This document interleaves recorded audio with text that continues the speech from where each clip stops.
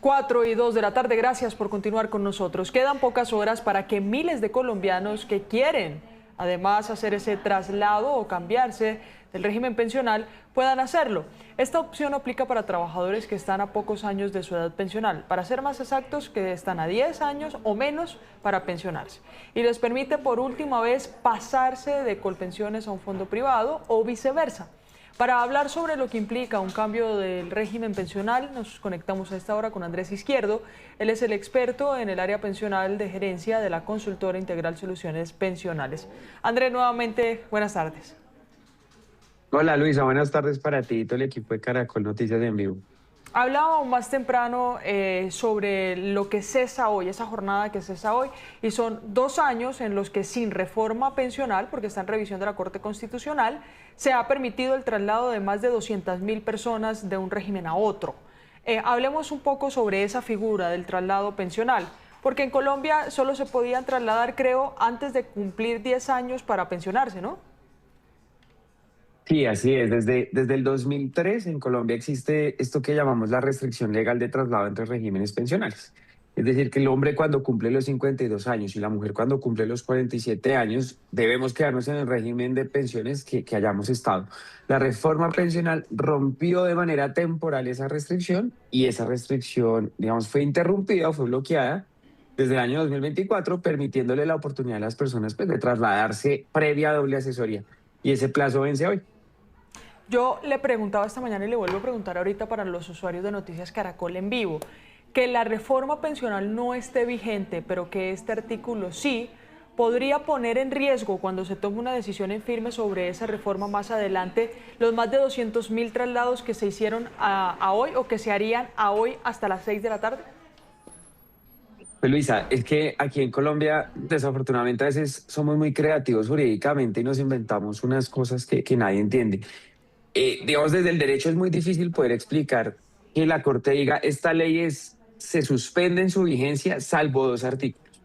La Corte lo hizo porque para el momento en el cual toma la decisión de suspender la entrada en vigencia de la Ley 2381, que es la conocida como la reforma pensional, pues ese artículo 12, que era el de la selección de la CAI, y el artículo 76, el que permite estos traslados, pues ya estaban surtiendo efectos. Entonces la Corte dijo, mire, es totalmente inútil suspender algo que ya lleva un año surtiendo efecto. Poder decir de manera anticipada que hay un riesgo ya tácito podría llegar a ser algo exagerado en la medida en que estos traslados se presumen legales. Sin embargo, yo no descarto para nada la posibilidad de que a futuro en las personas que hayan hecho el ejercicio del traslado a través del artículo 76 y que se van a pensionar de aquí a los próximos 10 años, que es lo que les falta pues en edad, puedan llegar a tener problemas porque pues desde el derecho también será muy difícil decir que un traslado se hizo con base en una ley que no existe, ¿no? Pero sobre todo porque eventualmente sea declarada inconstitucional. La Corte nos dará la línea cuando a bien considere pronunciarse, que esperamos que sea pronto porque el país está expuesto a un limbo pensional por la excesiva y diría yo injustificada demora de la Corte Constitucional en decidir. En el entretanto, ¿qué recomendación le da usted a los usuarios, más de 200.000, repito, que hicieron este traslado aprovechando esta ventana pensional? Bueno, la recomendación que yo les haría, básicamente son dos. La primera, pues estar muy atentos a la decisión que tome la Corte Constitucional. La Corte Constitucional tiene 3 caminos desde mi entender, Luisa, y son los siguientes. El primero, declarar exequible la norma, que es el que yo veo menos probable. Estoy viendo. El segundo camino es declararla inexequible y el tercer camino es que la Corte diga devolvemos de nuevo la ley 2381 al seno de la Cámara de Representantes para que se subsane lo que en la subsanación no pudo hacer. Desde el derecho no existe la subsanación de la subsanación. Pero repito, como estamos en Colombia y somos algo creativos, no podemos descartar esa posibilidad. Entonces, lo primero es estar pendiente a qué va a pasar con esa reforma pensional. Y lo segundo, si la decisión de la Corte llega a ser tumbar la norma o devolverla al Congreso para subsanarla, mi recomendación a las personas que han hecho este traslado, pues será que se asesoren de expertos en pensiones para que analicen particularmente cada situación respecto de cómo operó ese traslado, si tenían o no, o mantienen o no vigente un proceso judicial, y con base en eso, pues tomar la decisión que le pueda brindar las mayores garantías de tranquilidad y estabilidad a su traslado.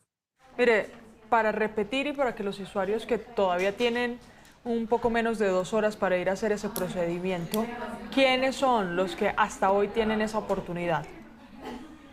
Listo, los colombianos que tienen la oportunidad hasta, como dices tú, hasta dentro de poco menos de 2 horas para ejercer esta oportunidad, son mujeres que tengan 47 o más años de edad y que tengan por lo menos 750 semanas cotizadas al momento del traslado. Y hombres que tengan 52 o más años de edad y tengan por lo menos 900 semanas cotizadas. Esas son las personas que tienen la oportunidad de trasladarse. Ahora bien, ¿cómo opera ese traslado? Ya a falta de 2 horas no será mucho lo que se puede hacer, salvo que ya tengan adelantado el trámite. Es lo siguiente. Primero, hacer la doble asesoría en su administradora de pensiones actual, sea una del régimen privado o la Colpensiones, que es la del régimen público. Una vez tengan esa doble asesoría de su administradora actual, deben ir a la administradora a la cual pretenden trasladarse a decirles que por favor le hagan la misma doble asesoría. Con eso ya tienen la foto completa de los dos panoramas de ambos regímenes, de ambas administradoras, y ya con ese requisito previo exigible de la doble asesoría, pues podrán suscribir el formulario de afiliación ante su nueva administradora a la cual se pretenden trasladar, y solo así se entiende que ya se manifestó dentro de los términos de ley la intención o la vocación de traslado. Y a partir de ahí, pues ya el sistema empieza su traslado de aportes, de historia laboral y demás. Si no se cumplen esos pasos previos, no hay nada que hacer. Que ya hice la doble asesoría en mi fondo actual, pero no en el otro. Ya no se puede hacer. Mire, también hablar entonces, gerente, sobre por qué la gente normalmente le gusta pasarse a Colpensiones. Bueno, esa pregunta, Luisa, es muy buena. ¿Qué es lo que pasa con Colpensiones? Y me permites decir lo siguiente. ¿A quién le conviene ese traslado? Y es los que se quieran trasladar desde un fondo privado a Colpensiones y les convenga este traslado son las personas de altos salarios. Es decir, una persona que goce de estabilidad laboral, que tenga un buen número de semanas cotizadas, por lo menos las que exige el requisito de la ley para poderse trasladar, y que tengan salarios altos, esto es salarios superiores a 3, 4 salarios mínimos. A estas personas les va a convenir, ¿por qué? Porque en Colpensiones la pensión se liquida en función de su salario de cotización. En cambio, para las personas de bajos salarios que cotizan por un salario mínimo, por un poco más del salario mínimo, pero que están cerca de completar las semanas, pues les va a convenir más un fondo privado. ¿Por qué? Porque el fondo privado tan solo le exige 1.150 semanas de cotización, y Colpensiones pues le va a exigir 1.300. Entonces, si usted es un trabajador de salario mínimo o de un salario ligeramente superior al salario mínimo, le va a convenir el fondo privado, pues porque va a tener un menor requisito de semanas. Y si usted es un trabajador con una buena remuneración, un buen salario, que ha gozado de estabilidad laboral y puede proyectar esa estabilidad laboral a los próximos años hasta que se pensione, pues le va a convenir más Colpensiones. Esa es como la dinámica en la que han operado y siguen operando los traslados. Claro, mire, nuevamente le pregunto por la discusión, no política, porque sin duda es algo que también tiene que ver con aspectos técnicos, y es que como hay un limbo en la ley, las personas que se trasladaron a Colpensiones van a recibir su pensión. Eso hay que dejárselo claro a los usuarios aquí. La responsabilidad del Estado, de Colpensiones y de los fondos es entregarle su mesada cuando pues ya lo requiera, cuando ya se pensione. Pero hay un lío en que los recursos que estaban en los fondos privados de pensiones se trasladen a Colpensiones para pagar las pensiones de esas personas que se trasladaron y ya alcanzaron todos los requisitos para la pensión. ¿Por qué es un lío? Porque en la ley 100, que es la que está vigente, se dice que cuando se hacen esos traslados tiene que trasladarse también el dinero. Pero en la reforma pensional dice que el Banco de la República es quien debe encargarse de la veeduría de esos recursos y de la administración. El problema aquí es que no tenemos reforma pensional. ¿Estamos o no estamos en un limbo de este lado administrativo que no debería tocar al usuario? Sí, totalmente, totalmente. Estamos en un limbo pensional bastante complejo y por varias razones. Una, por lo que dije anteriormente, la demora de la Corte es injustificada y excesiva. Eso es lo primero.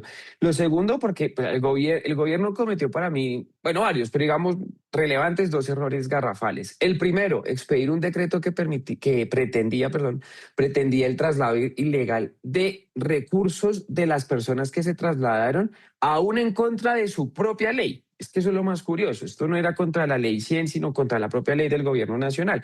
Ahora, quienes dicen es que en la ley 100 cuando la persona se traslada su ahorro inmediato, entonces este traslado de dinero se debe permitir. No, equivocadísimo, porque es que estos no son traslados que la ley 100 o la ley 797 permitan. Si se aplicara la disposición de esas leyes, estos traslados no serían posibles.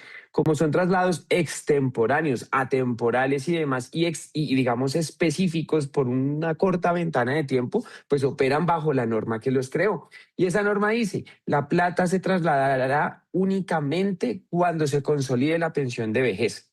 Entonces, 20 de esos 25 billones que pretendía trasladar el gobierno y que había en el Consejo de Estado suspendió, no se podían trasladar. Los otros 5 billones, algunos dicen, oiga, pues si ya se pensionaron, pues lo lógico es que esa plata se traslade. Y uno puede entender que aparentemente sí es lógico que se traslade la plata. Sin embargo, la reglamentación del propio gobierno nacional, del Ministerio de Hacienda del gobierno del presidente Petro a través del decreto 1225 del 2024 fue radicalmente clara. Es que no deja un asomo de duda ante la falta, como dices tú, sin que exista el fondo de ahorro del pilar contributivo que administra el banco o debe administrar el Banco de la República, así la persona haya consolidado la pensión, no se puede trasladar el dinero. Y ese es precisamente el segundo error del gobierno nacional, no haber creado el fondo de ahorro del pilar contributivo cuando tuvo exactamente, Luisa, un año y un mes para hacerlo. Porque es que la reforma pensional fue aprobada en junio del 24, la Corte suspende su entrada en vigencia en junio del 25. Pasó un año. ¿Por qué el gobierno no creó el fondo de ahorro del pilar contributivo? Esa es la gran pregunta. Habría que preguntarle a los equipos técnicos del Ministerio de Hacienda, de la URF, ¿por qué no crearon el fondo de ahorro? Lo debieron haber hecho, no lo hicieron y por eso estamos en este entuerto. Ahora bien, si la reforma llega a pasar y se declara exequible, que en derecho yo lo veo poco probable, no habrá mucho problema. Nos tocará reglamentar de afán. El problema es si la Corte en definitiva tumba la norma, porque ahí sí vamos a estar en un limbo. Entonces los fondos van a decir, yo no puedo trasladar esa plata porque es que la propia ley no me lo permite, pero además esa ley se cayó. Ahí va a haber un rollo muy difícil de lidiar y ya veremos cómo lo vamos a solucionar. Muy bien, entonces el beneficio hoy de las personas que se trasladen de aquí a las 6 o que ya se trasladaron de aquí a las 6 de la tarde es para las personas que tengan grandes sueldos y que quieran pasarse a Colpensiones, ¿sí? Si se quieren pagar a Colpensiones y si tienen un gran salario, sí les va a convenir, claro. Claro. Además, las habilitadas para trasladarse eran más de 1 millón. Van un poco menos, van un poco más de 200.000. El número creo que es como la cuarta parte, quinta parte del total, no es mucho. Es la quinta parte, son 1.034.000 de colombianos estaban habilitados y poco más de 200.000, como dices tú, finalmente tomaron la ventana de oportunidad. O sea, el 80% de las personas habilitadas para hacerlo no lo hicieron. Hola. Soy un Muy asistente de bien, pues, llamadas y estoy grabando gerente, esta ¿alguna llamada para la recomendación que persona. usted quiere hacer a lo que se debe venir con el sistema pensional colombiano? Yo creo que, yo aquí creo varias cosas. Lo primero, la ley 2381, que es la reforma pensional, así haya sido bien intencionada, tiene unos errores de fondo delicados. Por una sencilla razón, la tendencia demográfica del país va hacia el envejecimiento. La informalidad laboral es creciente desde hace muchos años, más de 3 décadas. Nosotros como sociedad no pudimos combatir la informalidad laboral. Y esta reforma pensional no solo no ataca esos problemas del sistema, sino que los agrava. Esa reforma no es financiera, ni fiscal, ni socialmente sostenible. Entonces, y además tiene tanto enredo jurídico, perdón, que uno podría pensar que hay una mayor probabilidad de que sea declarada inexequible. Entonces, seguramente el país tenga que volver a entrar al debate de la reforma pensional, incluso si llegara a ser declarada exequible, porque no es viable fiscalmente. Entonces, si vamos a afrontar una nueva discusión pensional, y hago el llamado al gobierno entrante del presidente Abelardo de la Espriella, tenemos que hacer una reforma pensional que parta de la base de lo siguiente. Primero, el país se envejeció y tiene un mayor envejecimiento. Dos, desafortunadamente como sociedad no hemos podido con la informalidad laboral. Y tres, cada vez será mayor el costo fiscal del sistema pensional. Entonces nos toca pensar en un sistema que fortalezca el ahorro y que asuma de frente, por costoso que sea políticamente, esos retos que nos plantea el sistema pensional y nuestra realidad demográfica como sociedad. Muchas gracias por su tiempo en Noticias Caracol en Vivo, por las explicaciones y por ser muy claro en a quienes realmente beneficia un traslado como este. Que tenga buen día. A ti, Luisa, muchas gracias, a todo el equipo de Caracol, un saludo muy especial.